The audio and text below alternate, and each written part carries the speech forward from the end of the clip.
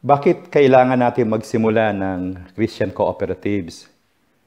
Bakit po iniengganyo ko ang mga churches, mga denominations, at mga ministerial fellowships all over the Philippines para magsimula ng Christian cooperatives?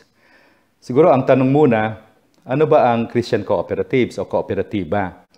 By definition, ang cooperative po ay an organization which is owned and run jointly by its members who share the profits or benefits. But biblically, ang kooperatiba po ay related doon sa word na koinonia. So alam niyo ang koinonia, fellowship yan, kainan, gathering.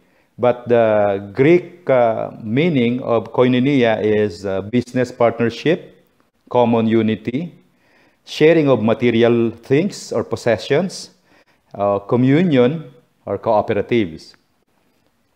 Medyo nakakagulat kasi nasanay tayo na ang koinonia ay fellowship lang at kainan. So, meron palang indication na ang koinonia ay sharing of resources, common unity. It involves partnership and business. So, siguro magtatanong kayo, bakit kooperatiba? I found out that the first community of the Lord Jesus Christ, He established, in essence, they were practicing cooperatives or communal living. In Luke chapter 8, verse 1, makikita natin na paano na-finance yung ministry ng Panginoong Hesukristo because His disciples or followers are gathering their resources together at lalo na po yung mga kababaihan. They gather their resources together at yun ang pag-finance ng ministry ng Panginoong Hesukristo. Kaya nga po, kailangan ng Panginoon ng treasurer, si Judas, dahil maraming pumapasok na finances para sa ministry ng Panginoong Hesukristo. Kasi kung maliit lang dumarating na pera, hindi mo naman kailangan ng treasurer. So, kailangan talaga ng treasurer because of recording, accounting, at para may mag-manage ng dumarating na kaperahan. At even the early Christians, yung mga apostol, sa Acts chapter 6, makita natin, nung lumalaki na, nagkaroon ng revival, lumalaki na po yung gawain ng mga early Christians. So, the Lord led them to select men of good reputations, sila Barnabas. At sila nag-handle ng business ng church, ng mga resources, yung physical activities, so that the men of God, the apostles, could focus on two important activities. First is prayer, second is preaching of the word. Kaya merong ministry of handling of resources during that time. And also, we can also see in Acts chapter 2, verse 42, when the disciples and the new believers gather together, they study the doctrines, they pray for one another, they have communions, breaking of breads, they preach the word. At the same time, some of the members of the communities, they sold their properties at ibinigay doon sa paanan ng mga apostol. So they practice sharing of the resources together. Pinagsama-sama yon to help their existing ministries, especially sa poor and widows. And another thing, ma-observe natin sa mga early Christians, especially noong 17th century, marami mga movements ng cooperatives yan o communal communities. Pakita natin isang halimbawa, ang Moravians. Moravians started fleeing from persecution at they moved from one place to another doon sa Europe. At kung alam niyo yung istorya ni Zinzendorf, ay ginather niya yung mga Christians, pinatira niya sa isang lugar. At they pray 24/7 for more than 100 years.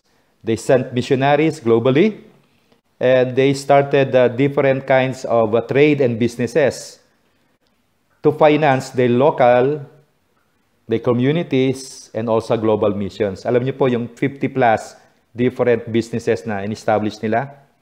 It lasted for more than 150 years. At doon sa kasaysayan ng Moravians, nakapagpatayo po sila ng 12 malalaking barko. At yung 12 ships na yon ay ginagamit nila para yung mga business nila sa agriculture, sa metal, sa printing, sa trading, mai-trade yan sa buong mundo. At ginagamit din yung mga barko na yon pang-send ng mga missionaries globally. So, nangyari yun because yung effort nila na they joined their forces together, they gather their resources, and form cooperatives. At isa pang magandang balita na yung early Christians, they started the movement of cooperatives. Halimbawa, yung founder o yung father of credit cooperatives, it was started in Germany. At ang founder nun, isang mananampalataya, si Friedrich Raiffeisen.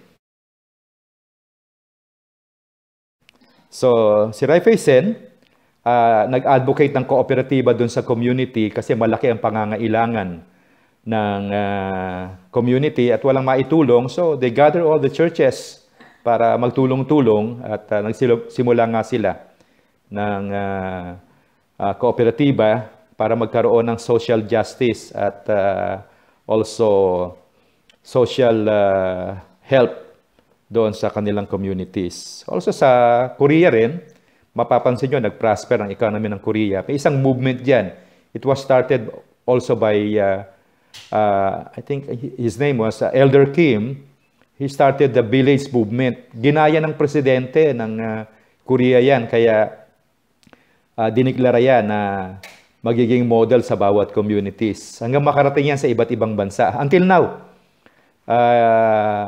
ang tawag nila ngayon doon ay Canaan Farm. At another example, nung early Christians na nagsimula ng mga cooperatives, ang Southern Baptist.